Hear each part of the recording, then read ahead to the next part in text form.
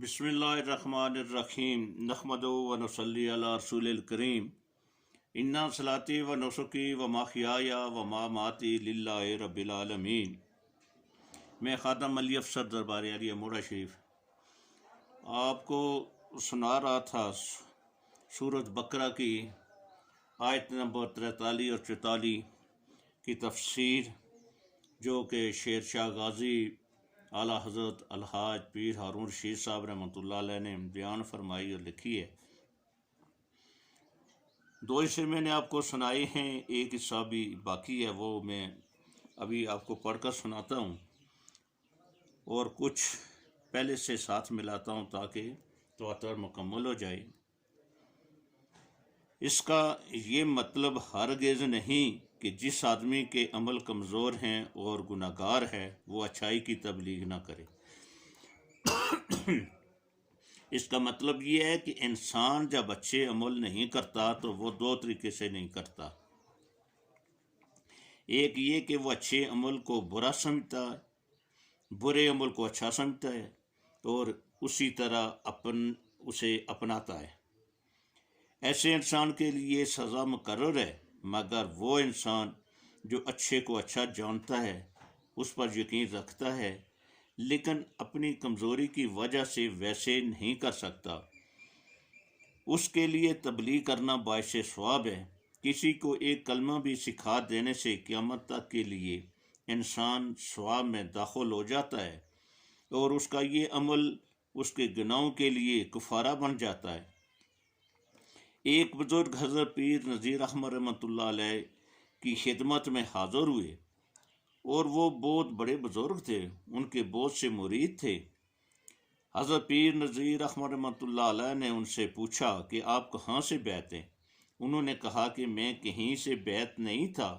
جب میں مدرسے سے فارغ ہو کر واپس آیا تو میں نے بہت بڑی دستار باندھی ہوئی تھی۔ راستے میں بکریاں چرانے والا ایک چرواہا مجھے ملا اور اس نے مجھے پکڑ لیا کہ جناب آپ مجھے بیعت کر لیں۔ میں نے اس سے کہا کہ بھئی میں خود کہیں بیعت نہیں ہوں، میں تم کو کیا بیعت کروں گا، میں تمہیں کون سا راستہ دکھاؤں گا؟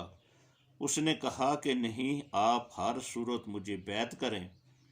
اس نے سمجھا کہ شاید میں کثر نفسی سے کام لے رہا ہوں۔ میں نے پھر بڑا انکار کیا، اس نے پھر زور دیا، آخر میں ہار گیا تو اس سے اپنی جان چھڑانے کے لیے کہا کہ اچھا بھائی میں تم کو بیعت کرتا ہوں۔ میں اسے سڑک کے کنارے ایک طرف لے گیا۔ میں ایک جگہ جایا کرتا تھا، وہاں دیکھا کرتا تھا کہ بیعت کس طرح کرتے ہیں۔ میں نے اسی طرح اس کو بیعت کر لیا، اپنی جان چھڑائی اور گھر چلا گیا۔ کچھ دیر بعد میں بیمار ہو گیا اور بے ہوش ہو گیا۔ لوگوں نے میرے جنازے کا سامان شروع کر دیا، مجھے غسل بھی دیا، کفن بھی دیا، لیکن میں بے ہوش تھا۔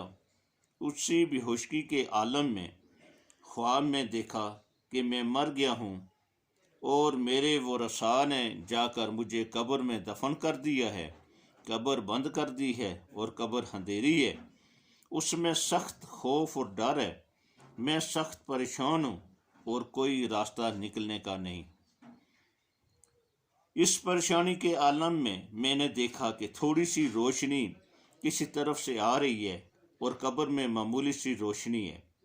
جب میں نے اس روشنی کی طرف متوجہ ہوا تو اس روشنی سے مجھے سکون اور اطمینان حاصل ہوا، میرا اضطراب اور پریشانی دور ہوئی۔ جب میں نے یہ دیکھنا چاہا کہ یہ روشنی کہاں سے آ رہی ہے تو مجھے اس طرف سے آواز آئی۔ میں نے غور سے سنی تو وہ آواز اس انسان کی تھی جسے میں نے اپنی جان چھڑانے کے لیے اللہ تعالیٰ کا نام سکھایا تھا۔ وہ اسی طرح اللہ تعالیٰ کی عبادت کرتا رہا جس طرح میں نے اسے سکھایا تھا۔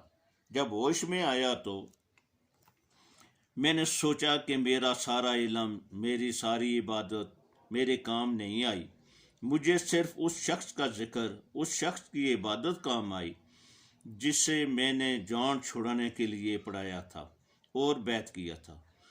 اس نے معلوم نہیں کس خلوص سے اللہ تعالیٰ کو یاد کیا کہ اللہ تعالیٰ نے میرے گناہوں کا کفارہ بنا دیا۔ میں نے توبہ کی، جا کر بیعت ہوا اور لوگوں کو اللہ تعالیٰ کا راستہ دکھانا شروع کیا۔ عزیز مجلس، ساری بات کا مقصد اللہ تعالیٰ کا حکم اور نبی پاک صلی اللہ علیہ وسلم کی حدیث بیان کرنے کا مقصد یہ ہے کہ آپ ان سارے حقائق کو دیکھیں تو آپ کو معلوم ہوگا کہ اللہ تعالیٰ کیا چاہتا ہے۔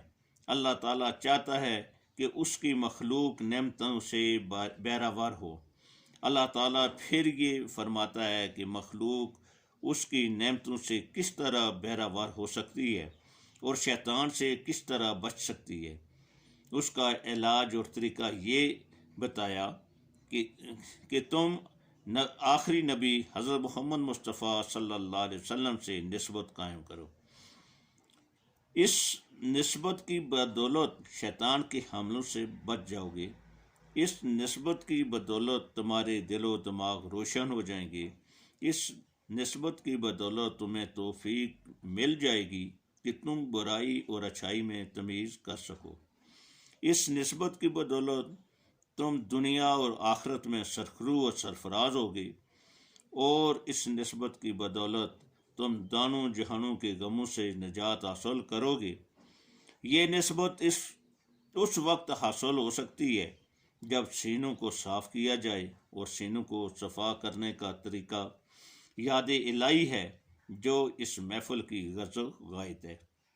وہ سارے لوگ جو یہاں آتے ہیں انہیں اسی لیے یہاں بٹھایا جاتا ہے اور اللہ تعالیٰ کی یاد کے لیے انہیں پابند کیا جاتا ہے، تاکہ وہ یہاں بیٹھ کر اللہ تعالیٰ کی یاد اس کثرت سے کریں کہ ان کے سینے صاف ہو جائیں، نسبت رسولی صلی اللہ علیہ وسلم سے منور ہو جائیں، اور وہ دانوں جہانوں کے غموں سے نجات حاصل کر کے یہاں سے جائیں۔ شیطان چونکہ انسان کا دشمن ہے، اسے معلوم ہوتا ہے کہ یہ لوگ مجھ سے بغاوت کر کے اللہ تعالیٰ کی غلامی میں اللہ تعالیٰ کی یاد کے لیے اور اللہ تعالیٰ کی بندگی کے لیے آئے ہیں، اس لیے وہ اپنی ساری کوششیں کرتا ہے کہ اہل مجلس کے دلوں میں ایسے خیالات پیدا کرے کہ وہ اس مجلس سے کما حق و مستفید نہ ہو سکیں۔ کبھی انہیں گفتگو میں مصروف کرتا ہے، کبھی ان کو گھر کی یاد دلاتا ہے، کبھی انہیں سفر کی یاد دلاتا ہے، اور کبھی انہیں اپنی مصروفیات یاد دلاتا ہے۔ لیکن ان ساری چیزوں کو چھوڑنے کے لیے صرف ایک ہی خیال کافی ہے کہ ہم اللہ تعالیٰ کی یاد کے لیے بیٹھے ہیں، جس کے ہاتھ میں سب چیز ہے، جو ہر چیز سے واقف ہے اور ہر چیز کو دیکھ رہا ہے۔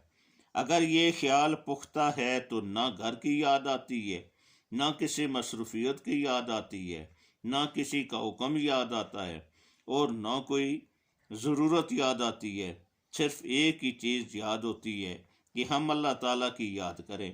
اللہ تعالیٰ ہمیں معافی عطا فرمائے اور اپنا بندہ بنا لے۔ اسی خیال سے سنیں، سمجھیں اور اللہ تعالیٰ سے دعا کریں کہ اللہ تعالیٰ ہمیں یہ درس سننے کی اور سمجھنے کی توفیق عطا فرمائے۔ 9، 10، 11 جون ابھی جو جمعہ ہفتہ اتوار آنے والا ہے، حضور بڑے پیر صاحب غوث المعظم برابر اعظم طریقت نسبت رسولی حضور پیر نذیر احمد رحمۃ اللہ علیہ کا اور شیر شاہ غازی غوث زمان قطب دوران شیر شاہ غازی پیر ہارون رشید صاحب کا عرس مبارک ہو رہا ہے، اس میں خود بھی حاضر لازمی حاضر ہوں، اور لوگوں کو بھی اطلاع دیں کہ ٹائم بہت تھوڑا ہے، اور عرس میں حاضر ہو کر اپنی دنیا اور آخرت کی بھلائی کے لیے دعا کریں، اور پیر صاحب کے لیے دعا کریں کہ اللہ تعالیٰ ان کو درجات تا قیامت بلند فرماتا رہے جنہوں نے ہمیں یہ تعلیم دی ہے۔ آمین ثم آمین، وما علینا الا البلاغ المبین۔